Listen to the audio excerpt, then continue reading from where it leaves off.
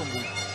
Il n'avait pas montré grand-chose en l'espace de 54 minutes. Eh bien, il a fallu 30 secondes. Ne laissez pas entrevoir. On est content pour avoir le but. Et le but, il était très joli avec ce...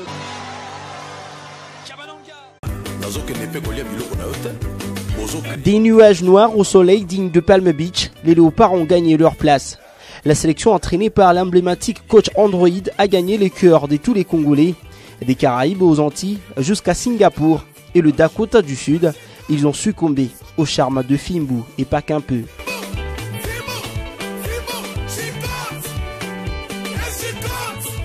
Dans les têtes, c'était la CAN de la RDC. Le combat attendu était trop beau, au prestige de demander à David Cameron de lui consacrer un film à la lutte sans merci.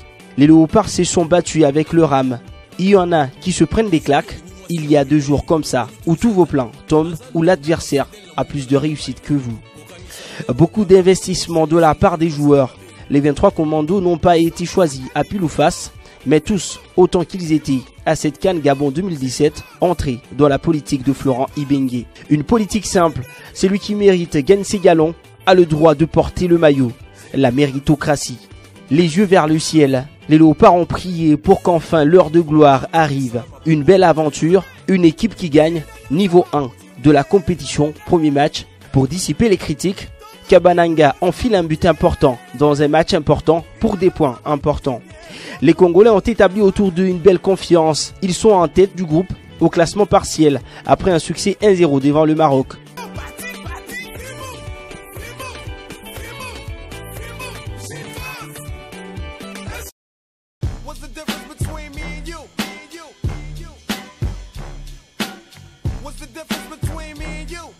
Match 2, on est bien d'accord, c'est décidément une folie.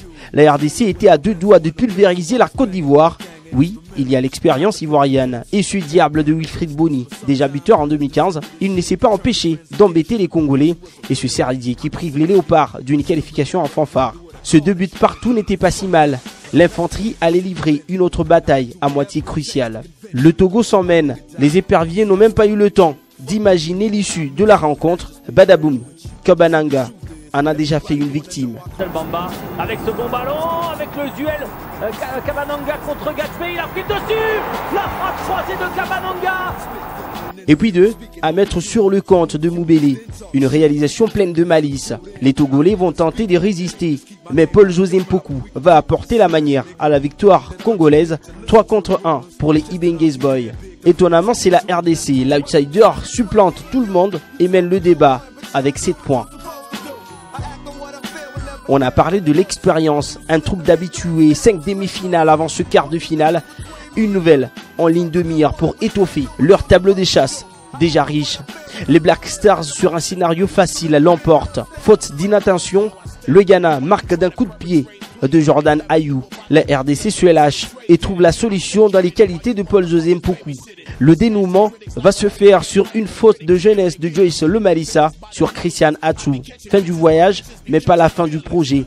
L'histoire aurait pu être savoureuse si les Léopards terminaient l'aventure sur le toit de l'Afrique. Les Léopards ont redonné le sourire pendant des instants à tout un peuple. Un bravo serait largement suffisant pour leur dire merci.